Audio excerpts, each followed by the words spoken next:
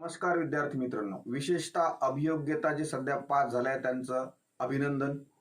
त्यानंतर दुसरी महत्त्वाची सूचना आणि दुसरी महत्त्वाची बातमी की म्हणजेच त्या ठिकाणी टीईटी आणि टायट दोन्ही एक्झाम त्याचा रोड मॅप कोर्टाने सांगितला की त्याचा रोड मॅप 5 एप्रिलपर्यंत सादर करा. याचा अर्थ मागच्या टीईटी सारखंच पुन्हा कोर्टच आदेश देत आहे की त्यांची एक्झाम घ्या. त्यामुळे जशी मागे तुम्हाला सांगितलं होतं एक्झाम होणारच त्याच पद्धतीनं ही दोन्ही एक्झाम होणार. म्हणजे एखाद्याची जर टीईटी राहिली असेल तर दोन्ही एक्झाम एका अभ्यासामध्ये टीईटी प्लस टायट दोन्ही एक्झाम तो क्लिअर करू शकतो. आणि त्यात अजून चांगली अशी बातमी आहे की आपल्या क्लासचा रिझल्ट हा ऑल ओव्हर महाराष्ट्रामध्ये सर्वात जास्त लागलेला आहे. ज्या दिवशी रिझल्ट लागला तर रात्री 1:30 वाजल्यापासून कंटिन्यू मेसेज आणि कॉल सुरू होते. आत्ता आपण त्यांचा सत्कार पण घेतला जे विद्यार्थी आपल्यापर्यंत पोहोचू शकले. माझं असं म्हणणं आहे की आता जर आपल्याला मागच्यामध्ये काही अनसक्सेस झालं असेल किंवा काही प्रॉब्लेम आला असेल तर पुन्हा लगेच चान्स आलेला आहे. नाहीतर आधी 2011 2010 नंतर डायरेक्ट 2017ला चान्स भेटला होता. 2017 नंतर 2023ला पण 2023 नंतर 2024 मध्ये पुन्हा एक्झाम होणार आहे. त्यामुळं टीईटी जरी राहिली असेल तेही क्लिअर होईल, टायट राहिलं असेल तेही क्लिअर होईल. एकाच अभ्यासामध्ये दोनही एक्झाम, जसं आपण म्हणतो एकाच दगडामध्ये दोन पक्षी, त्याप्रमाणे आता पहिल्यांदा आपण विचार करू की एका अभ्यासात दोन्ही कसं काय होईल. तर दोन्ही सिलेबस तुमच्या समोर लिहिलेले आहेत.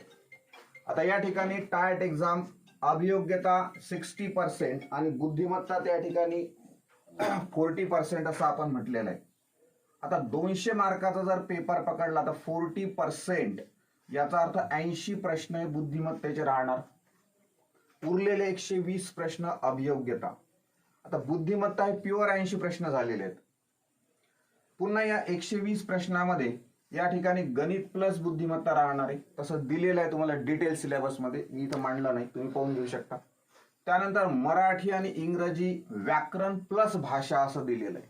म्हणजे नुसतं व्याकरण नाहीये, भाषा म्हणजे भाषेबद्दल नॉलेज तुम्हाला पाहिजे आणि व्याकरणाचंही नॉलेज तुम्हाला पाहिजे. त्यानंतर मानसशास्त्र पण या ठिकाणी दिलेले आहे.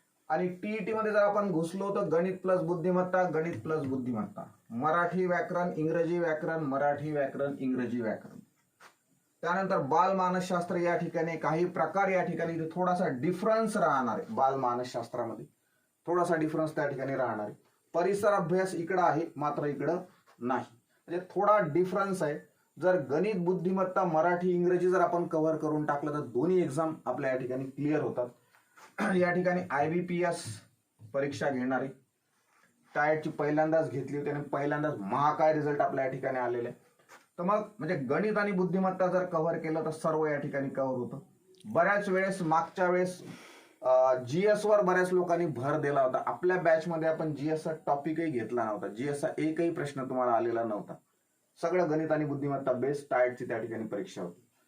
मग आता या ठिकाणी जर आपण म्हटलं तर टीईटी 150 प्रश्न 150 मार्क, 200 प्रश्न 200 मार्क, म्हणून आपण दोनही सिलेबस एकत्रित स्टार्ट करतोय. सिलेबसचा डिफरन्स तुमच्या लक्षात आला असेल तर 25 मार्च पासून